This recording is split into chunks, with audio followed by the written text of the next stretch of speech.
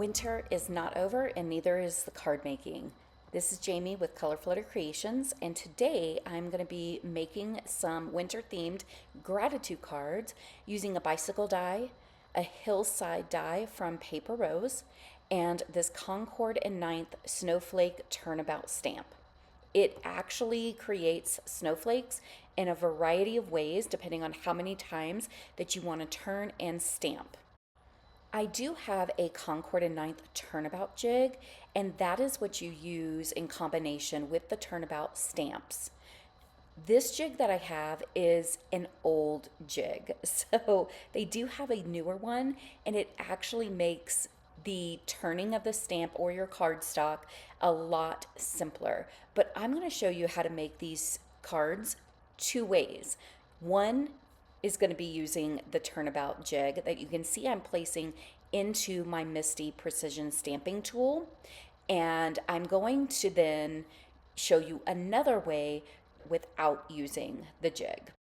This acetate sheet that I have that has the snowflakes on it, which match what the stamp looks like, is an alignment guide. And what I'm going to do is I'm going to align that over my actual jig, that kind of, I don't know, frosted looking piece that I put into my stamp tool. And when you have that aligned where it needs to be, so the crisscross of the acetate piece is actually over the crisscross, as you can see, I'm trying to find that, of my jig. This is an old jig, so the newer ones make this so much easier. And that's why I want to show you the two different ways so you have an easier option. But I also wanted to make sure that I included this so in case you have an older jig, or if you end up purchasing something and it has an older jig, then you know how to use it.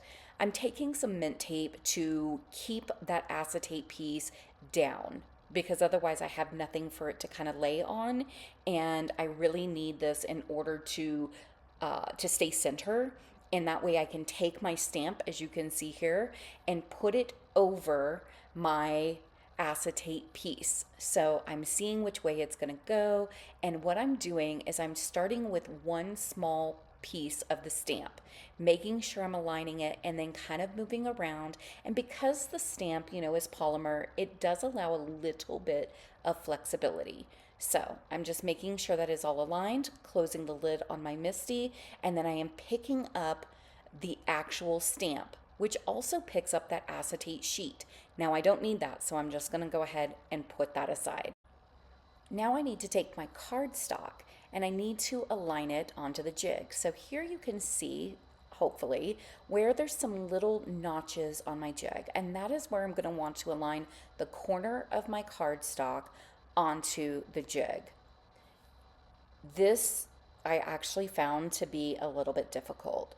Because it's an older jig, there are really no visual guides to this. It is literally those little kind of grooved notches, and it makes it a little hard, in my opinion, to keep seeing where it's at, especially with my blind eyes. So that's why I'm kind of trying to move it around. I decide that I'm going to go ahead and get some temporary adhesive, and this is by Turnabout, but it is the removable adhesive, and I'm putting a little bit of that onto the back of my cardstock, and then I'm going to realign it to those notches on my jig. That way it'll stay in place and I'm not having to use mint tape and the mint tape accidentally getting into the way of the stamp. Now we're ready to actually begin our stamping. I'm taking the first color here, which is Tumbled Glass in Distress Oxide, and I'm going to go ahead and stamp that before then moving on to my other colors. Now in between the colors, I do take my Spellbinder spritz bottle, and it just has water in it, and I'm using that to clean both the waffle flower kind of jig, or the jig, and my waffle flower mat, as well as the actual Turnabout stamp. So because I have aligned my cardstock to the jig with that removable adhesive on the back of it, it actually stays put pretty well, so I can just turn my actual jig before moving on to the worn lipstick Distress Oxide ink that you can see here. And I just keep turning it in the circle. So where it says Concord and Ninth, that was at the top, it's now on the right hand side, which is in that black bar. And then I'm going to go ahead and I'm going to pick that up and turn it again. Realign my same kind of cardstock piece. As you can see, it's now upside down, but still fitting within those notches. And then I'm going to move on to my third color. You can use, of course, whatever colors you want. I decided to use a bunch of different colors in making these mass-produced cards. This one is shaded lilac and it's so pretty. I just think it's wonderful and it's a great color for, I think, snowflakes and bringing in something a little bit different, but it's really, really pretty. So as you can see, I just keep cleaning off the stamp and my jig with water. You don't want to use anything else unless it is actually a stamp cleaner, but water works just fine, especially when you're kind of mass producing. You can also stamp this 1 time, 2 time, 3 time, or 4 times, just like was shown at the very beginning when I was showing you what the stamp actually looks like and what it showed on the packaging of what it's going to look like. So here you can see all 4 of my colors. I do use this ink stand so you can kind of see the top of it at the top of my screen, or a piece of it, I should say, at the top of my screen. And I have 2. One is a rectangle and one is a square. I believe they're from the ink stand company. I believe. I cannot remember, honestly. My mom gave them to me. Yay for crafty moms giving crafty things. They do have a nice magnetic strip on each side, so if you have multiple, they can stay together without maybe one sliding off, even though they have those nice little rubber feet. You can go ahead and, make sure that they're magnetized together. My design idea is to put the hills at the bottom of the card and then have the bicycle over that. But I decide I wanted to go and do something a little extra, and that is going to be embossing with some glitter embossing powder. So I have my Versamark and I go ahead and stamp that up into my stamp. I left it in the same position. You notice I did not turn anything because this was the position I last had the card, and those are the snowflakes I wanted to glitter. So I'm inked up my stamp. It's now onto my little card front here, and I've got my glitter embossing powder out, and I've gone ahead and put that over my card that was inked with the Versamark. This is a little vacuum, works really well to get up all of those little glittery bits. And I have my Wow heat tool here on the second setting, so it's the hottest. I let it heat up for just a little bit so that it's not a cold heat tool going onto cold paper. And you can see that it makes those little snowflakes just kind of shine and have a little bit of glitter. And I'm going to do this for each of my cards. I'm moving on to my next set, and you can see I'm not going to use the jig this time.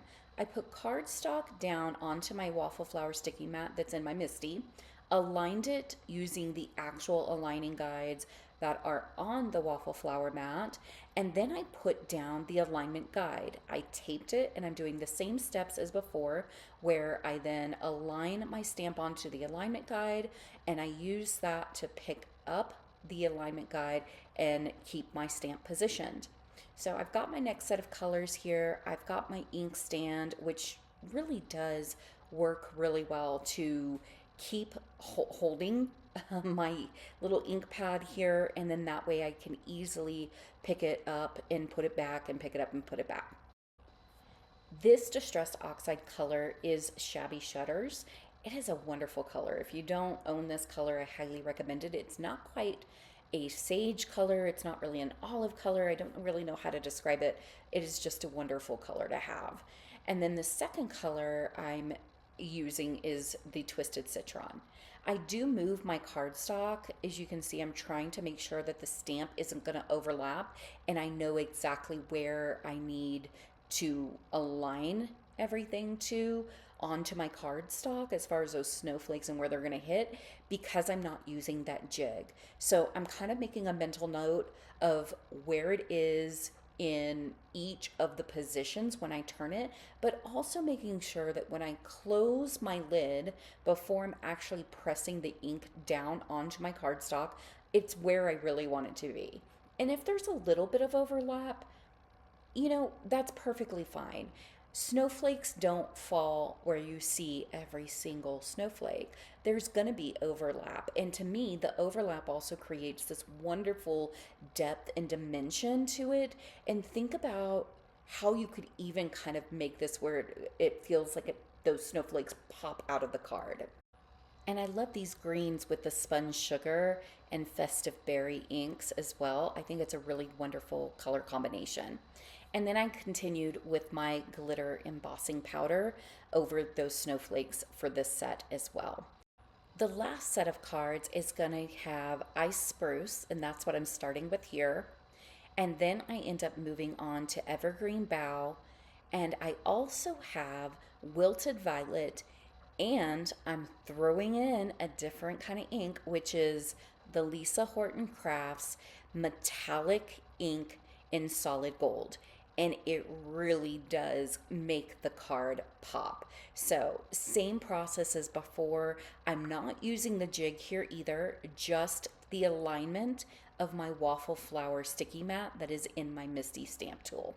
Still making sure that I am seeing the snowflakes fall where I want them to fall, I guess, before I'm actually doing the stamp.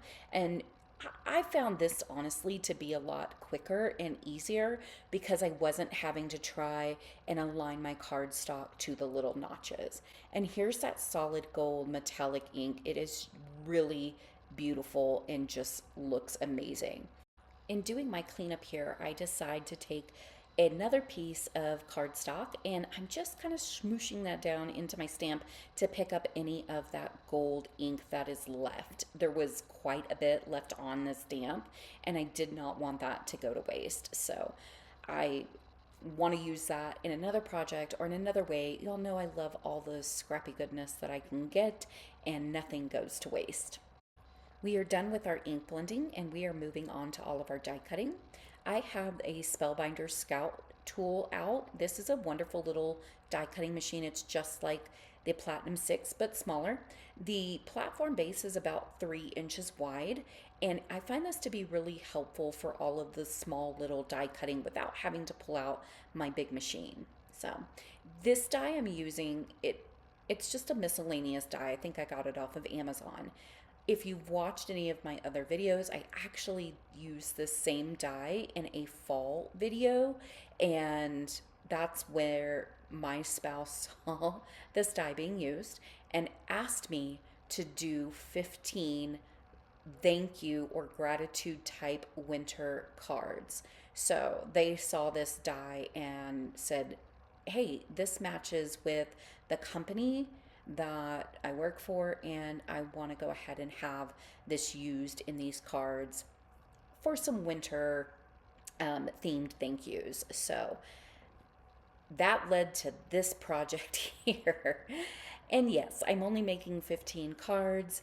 However, I end up cutting 30 of these bicycles out, and it's pretty intricate. So I've got my little pokey tool there so that I can go ahead and get all those little bits out of the centers of the die.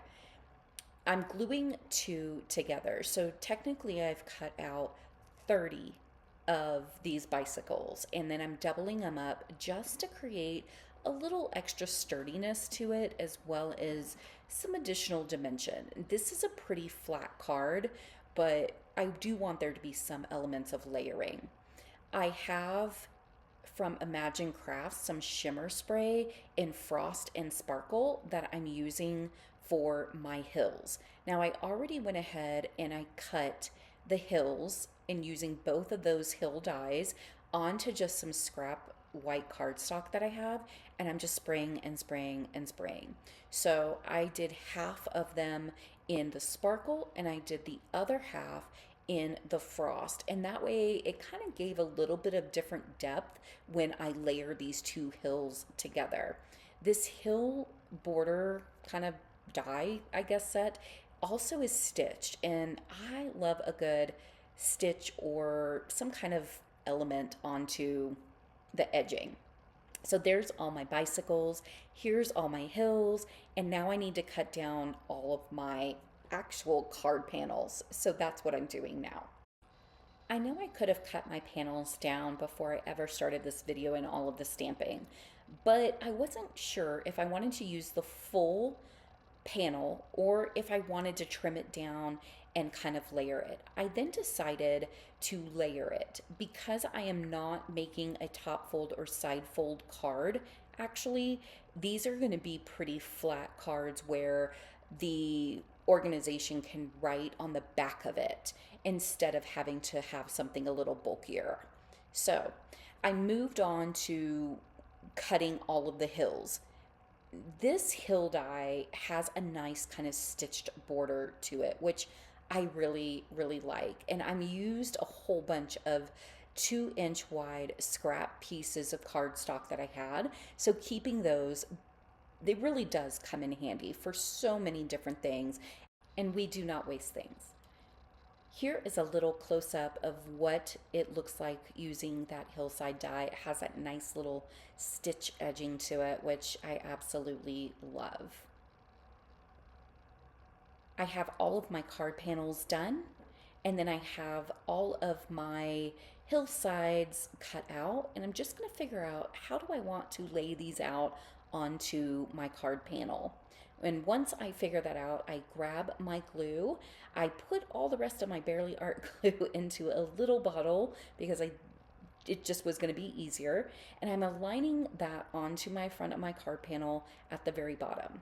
I pull out my trimmer here because it has a nice little lip on the bottom, and that is going to help me kind of move things along even quicker because I can align the bottoms together instead of me trying to have to constantly feel that. So that is the layout I am going for, and I just kind of keep, shampooing, conditioning, rinsing, and repeating over and over and over for all of these wonderful, wonderful card fronts.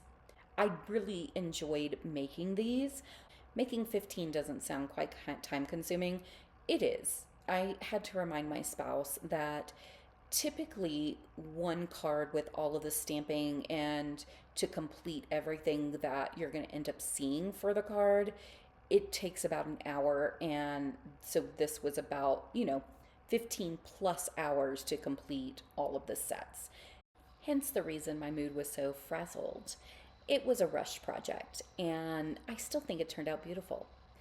I have a little bit of stickiness on my trimmer, so I'm just using some alcohol and that microfiber cloth in order to get it off. It works just wonderfully, especially if you do it immediately. And then I'm going to use my trimmer again, and I didn't want any of that stickiness on there, of course, to cut off any of the edges of those hillside borders that are at the bottom. I didn't need that. We don't want those sticking out. And then I figured I was going to layer these like I mentioned before. So I picked out some panels that are going to align and color coordinate with each of the different snowflakes. And I'm kind of looking at the bicycle and what do I want to do with that for each of the colors? Do I want to turn it? Do I want to have it coming down? In the end, I decide I'm just going to kind of center it in the snow, which really highlights that element of their logo. So I have all of these bicycles, a lot of bicycles, and I decided, of course, I need to have some contrast. I didn't want there to be the same use of the colors that I already used, so I pulled out my Black Marble Dylusions Shimmer Spray, and I decide I'm going to add a little bit of shimmer and shine without it being too overpowering because we already have the glittery snowflakes on each of these panels as well. So I spray all of the bicycles with my shimmer spray, and then I am going to take them and put them onto this mini cooling rack. I've used this in videos before.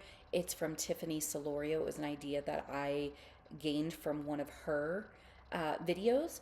And this is how it's going to place on the card so you can see where that contrast is going to be. I'm letting all of those bicycles just air dry. So, kind of setting them over to the side. That way they're not getting anything else messy before bringing all of my card panels back over. Then I am going to take a look at my bicycle on my actual card panel.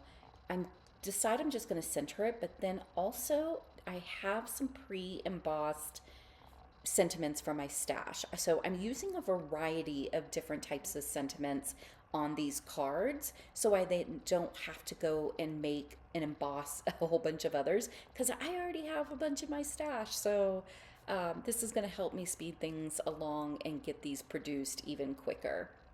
I pulled out my Pear Blossom Press A2 size ruler and I'm aligning the edge of that over onto my card panel so that I can have a nice straight line. And that's going to help me make sure that my bicycle is actually aligned straight. You may have noticed that I've switched glue. I pulled out my Sweet Petunia precision glue press and it is actually the first time I'm using it, fully using it.